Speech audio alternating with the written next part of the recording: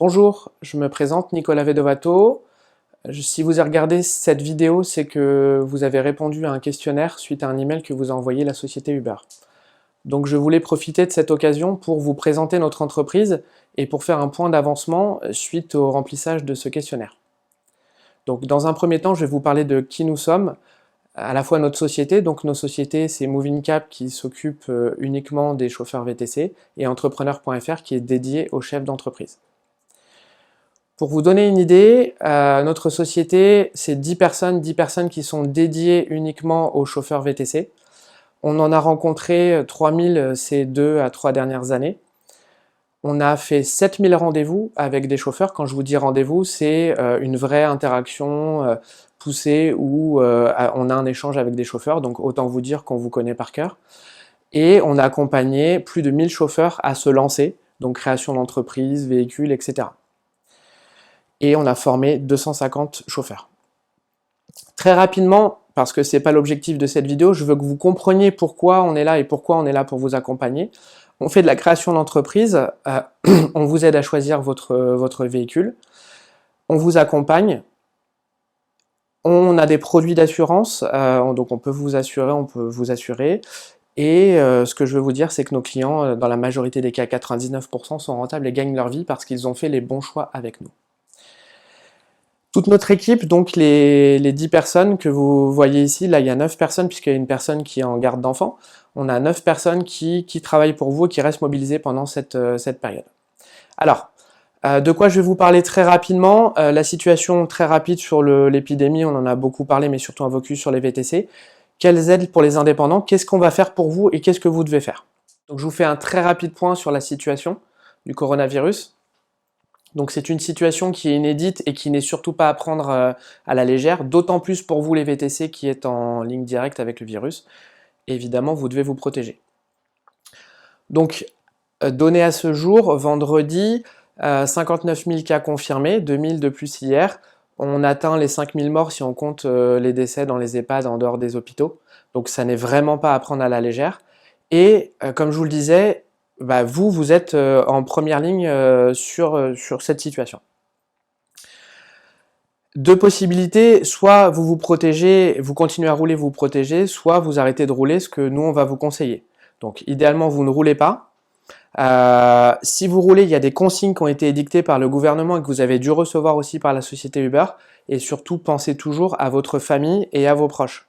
Concernant les aides aux indépendants, donc comme sûrement beaucoup d'entre vous, vous avez dû regarder l'allocution du chef de l'État, qui a été suivie par 35 millions de personnes. Je tiens à vous prévenir de faire attention aux effets d'annonce. Pourquoi? Parce que le président a dit que toutes les entreprises seraient accompagnées, que toutes les entreprises seraient sauvées, et que tout le monde bénéficierait d'aide, et ça n'est pas forcément le cas. Donc notre objectif, c'est vraiment de vous donner les vrais chiffres, de faire notre maximum pour vous. On est une équipe, on a des moyens que vous n'avez pas, on a des outils, et au maximum de vous permettre d'anticiper. Attention, durant toute cette période, vous allez pouvoir faire des demandes d'aide, c'est du déclaratif. Je vous demande, s'il vous plaît, de faire attention aux fausses déclarations. Vous faites une fausse déclaration, vous allez avoir l'aide, c'est sûr, mais vous allez être rattrapé derrière parce que vous allez être contrôlé et vous allez devoir rembourser l'aide et éventuellement des pénalités. Donc faites attention aux déclarations. La première aide qui est la plus connue et qui génère le plus d'attentes, c'est le fonds de solidarité. Donc le fonds de solidarité, c'est quoi? C'est 1500 € maximum par entreprise et par mois. Il sera versé début avril et il est reconductible a priori sur les mois prochains. Il est soumis à des conditions, notamment soit une fermeture de l'activité, ce qui n'est pas votre cas pour les VTC, ou une baisse de 50% du chiffre d'affaires. Je vous alerte sur ce point de 50%, initialement c'était 70%, les organisations syndicales de représentants des chefs d'entreprise se sont battus ces derniers jours pour faire baisser ce seuil de 70% à 50%. Attention, pour l'instant, si vous saisissez votre demande de fonds de solidarité, c'est toujours 70% à ce jour. Donc, le décret est publié pour la baisse à 50%. Pour l'instant, si vous allez sur le site des impôts, c'est toujours 70%, donc surtout, ne le faites pas, attendez. Et puis, il y a un dernier point, c'est qu'il faut connaître votre CA, votre chiffre d'affaires de mars 2020. Et sur ce point, on est en train de batailler avec les plateformes afin que vous puissiez avoir un état du chiffre d'affaires 2020, ce qui vous permettra, et ce qui nous permettra, puisqu'on vous propose bien évidemment de faire la déclaration pour vous, d'avoir un chiffre d'affaires exact.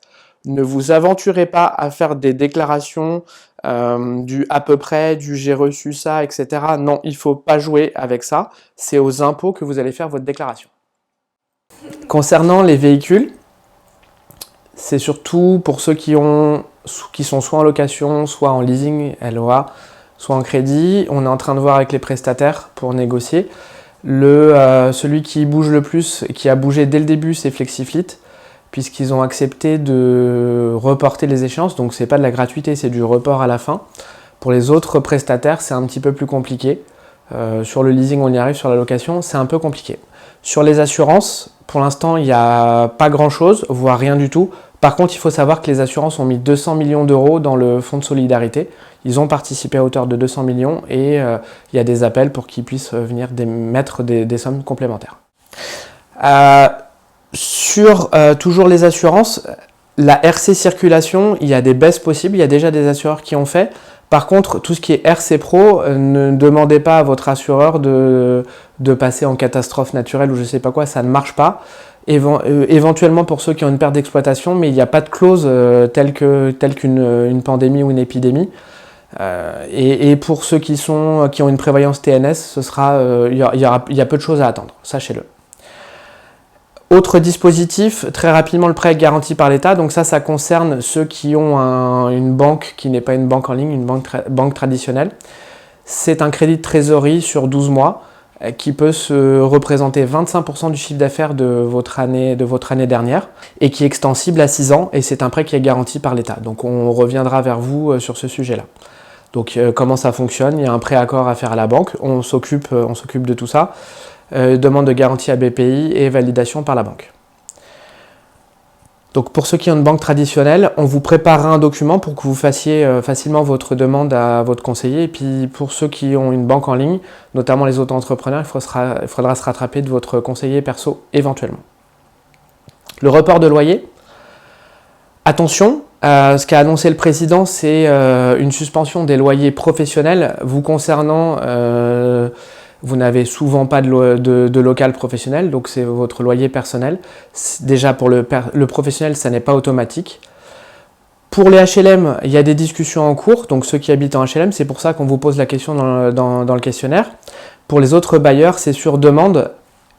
Et dans tous les cas, sachez qu'il faudra être plutôt à jour de son loyer pour pouvoir en bénéficier.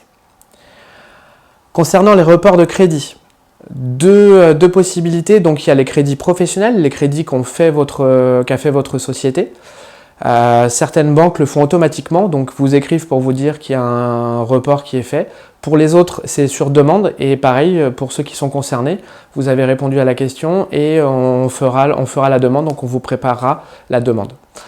Pour ce qui est du personnel, ça se tente, vous pouvez expliquer votre situation. Pareil, on a des documents qui vous aideront à faire votre demande, et notamment l'ADI qui, pour ceux qui ont financé leur véhicule avec l'ADI est tout à fait au courant de votre situation. L'enjeu sur le report de crédit, c'est sur combien de mois vous voulez reporter le crédit et surtout sur quelle durée vous allez reporter cette dépense. Les autres dispositifs dont je vous parle très rapidement parce que ça concerne peu de monde, il y a le chômage partiel pour ceux qui ont des salariés, il y a la garde d'enfants pour ceux qui ont des enfants de moins de 16 ans qui n'ont pas la possibilité de les faire garder, et ceux qui ont un arrêt maladie, que ce soit lié au coronavirus ou non. Alors, qu'allons-nous faire pour vous ? Depuis 10 jours, on a mené des actions auprès du ministère des Finances. On discute avec Uber pour mettre en place le maximum de dispositifs.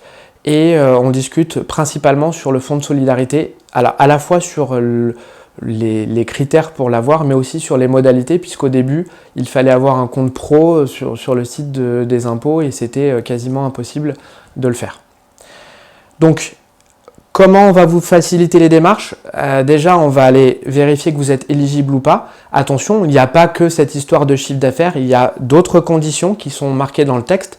Et encore une fois, je répète, pas de fausses déclarations, s'il vous plaît. On va pouvoir vous le faire à votre place, donc tout est prêt de notre côté. Je répète, ne vous précipitez pas, à ce jour, c'est 70%. C'est pas parce que vous allez le faire aujourd'hui, vous risquez de faire une fausse déclaration. S'il vous plaît, attendez qu'on revienne vers vous.